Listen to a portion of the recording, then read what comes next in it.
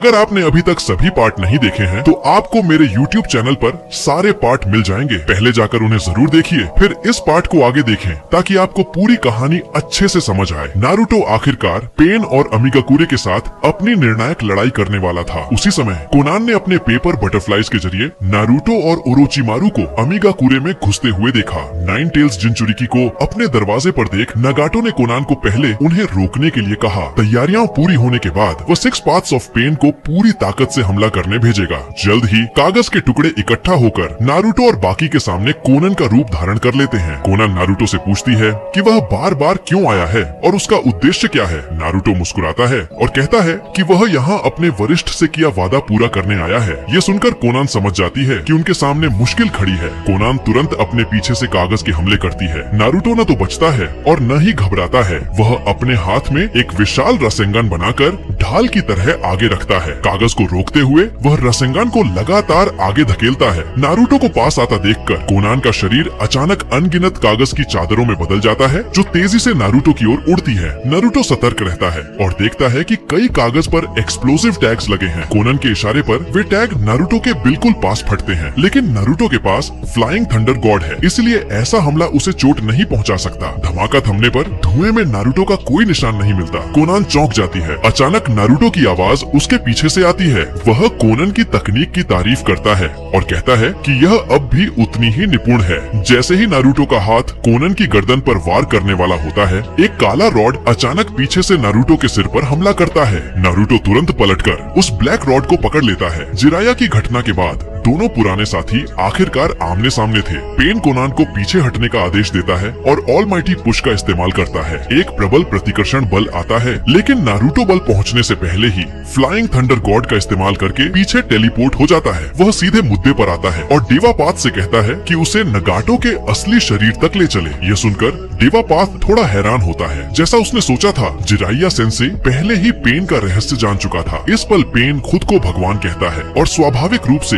Naruto की मांग ठुकरा देता है। नारुतो सामने खड़े 6 पेन को ध्यान से देखता है। ये वही हैं जिन्हें उसने कोनोहा की लड़ाई में हराया था। उसे उनके सारे कौशल याद थे। अचानक एनिमल पाथ ने एक समनिंग बीस्ट बुलाकर नारुतो पर हमला कराया। नारुतो उछलकर एक विशाल रसेंगान से उस बीस्ट को हरा देता है, लेकिन तभी उसका शरीर हवा में अटक जाता है। पेन का अदृश्य कमीलियन अपनी जीभ से नारुतो को कसकर लपेट लेता है। अगले ही पल ऑलमाइटी पुश से तेजी से बढ़ा हुआ ब्लैक रॉड नारुतो के चेहरे पर हमला करता है। नारुतो को मजबूरन फ्लाइंग थंडर गॉड का इस्तेमाल करना पड़ता है। पेन नारुतो के मुंह में पकड़े कुनाई को देख सोच में पड़ जाता है। तो यही है 4th होकागे की फ्लाइंग थंडर गॉड टेक्निक। कोई आश्चर्य नहीं कि वह पिछले वार से बच गया। ओरोचिमारू ऊपर से देख रहा था और तारीफ में जीभ दबाकर बोला, जिराया के सारे शिष्य वाकई शानदार हैं। पेन ने हाथ उठाकर यूनिवर्सल पुल का इस्तेमाल किया, नारुतो को अपनी ओर खींचते हुए। एक शूरा पाथ जानलेवा वार करने बढ़ता है। नारुतो तुरंत हैंड साइंस बनाता है और पोल का इस्तेमाल करते हुए एक ग्रेट फ्लेम बुलेट छोड़ता है। पोल की शक्ति से आग का गोला तेजी से विशाल हो जाता है, लेकिन डेवापाथ बिना डरे यूनिवर्सल पुल को जारी रखते हुए दूसरे हाथ से एक बैरियर खड़ा कर देता है और लपटों को रोक लेता है। नारुतो पास खींचा जाता है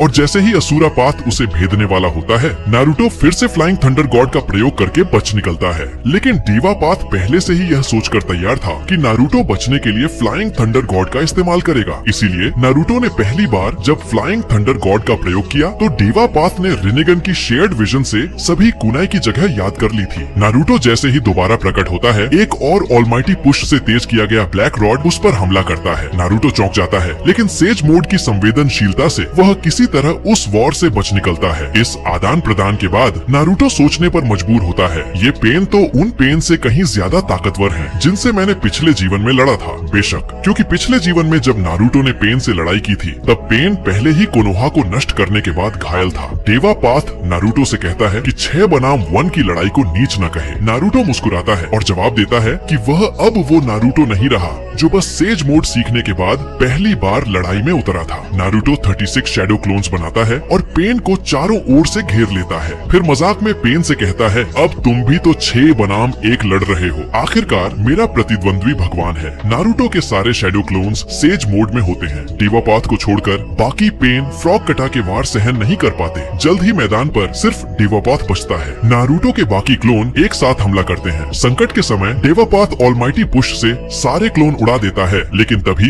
एक फ्लाइंग थंडर गॉड कुनाई उसके सामने गिरता है। अगले ही पल नारुतो खुद रासेंगन लिए टेलीपोर्ट होता है और उसे डेवापाथ के सीने में दे मारता है। नारुतो ने सभी सिक्स पेन को हरा दिया। उसने डेवापाथ के शरीर में मौजूद ब्लैक रॉड का उपयोग करके नगाटो का ठिकाना ढूंढ लिया है। इस तरह एक जीवन बाद आखिरकार भविष्यवाणी के दो बच्चे फिर से आमने सामने आ ही गए। अगर आपको ये कहानी पसंद आई हो तो वीडियो को लाइक और शेयर करना बिल्कुल मत भूलिएगा। और हाँ, पार्ट 7 मिस न हो इसके लिए चैनल को सब्सक्राइब जरूर कीजिए। आपका प्यार